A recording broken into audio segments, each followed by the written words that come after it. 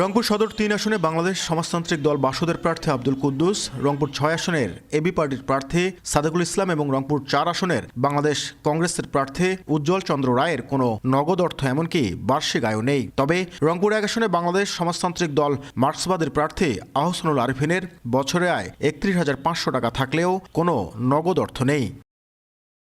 অন্যদিকে রংপুর ৪ আসনে এনসিপির প্রার্থী আখতার হোসেনের নগদ অর্থের পরিমাণ ১৩ লাখ টাকা, বছরে আয় ৫,০৫,০০০ টাকা। এছাড়াও স্বামী স্ত্রী মিলে ১৭ লাখ টাকার স্বর্ণ রয়েছে। রংপুর ১ আসনের আরেক এনসিপি প্রার্থী আল মামুনের বার্ষিক আয় ২৬,৬৪,৭৭৮ টাকা, ৬৭,৮৪,১৫০ টাকার অকৃষি জমি এবং মোটরযান রয়েছে ২২,৬০,০০০ টাকার।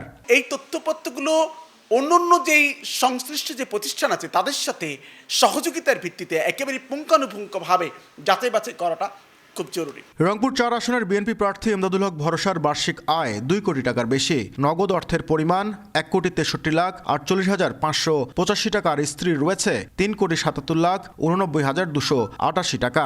নিজের নামে ১০০ ভরি ও স্ত্রীর নামে রয়েছে ১০ ভরি স্বর্ণ। এছাড়াও স্থাবর অস্থাবর সম্পত্তির পরিমাণ ১০০ কোটি টাকার বেশি।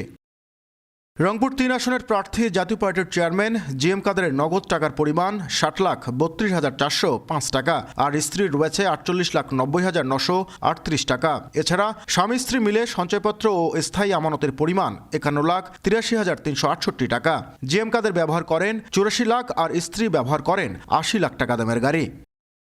অন্যদিকে জামায়াতের হেভিওয়েট প্রার্থী রংপুর ২ আসনের এটিএম আজহারের বার্ষিক আয় ৮৯,৭৬০ টাকা, নগদ অর্থের পরিমাণ ৪৫,০০০। যারা জনপ্রতিনিধি হবেন তারা হলফনামায় যে তথ্যটা দেবেন সেই তথ্যটা অনুযায়ী ৫ বছরে অন্তত পক্ষে ৩ বার তার সম্পদের হিসাব বিবরণী জনগণের সামনে তাকে উপস্থাপন করতে হবে। এছাড়াও রংপুর ৩ আসনের তৃতীয় লিঙ্গের আনোয়ার ইসলাম রানীর রয়েছে ৪০ লাখ টাকা দামের গাড়ি, ১৫ ভরি সোনা, ৪০ ভরি রূপা এবং ১ কোটি টাকা দামের অকৃষি জমি। নাজমুল ইসলাম নিশাত, সময় সংবাদ, রংপুর।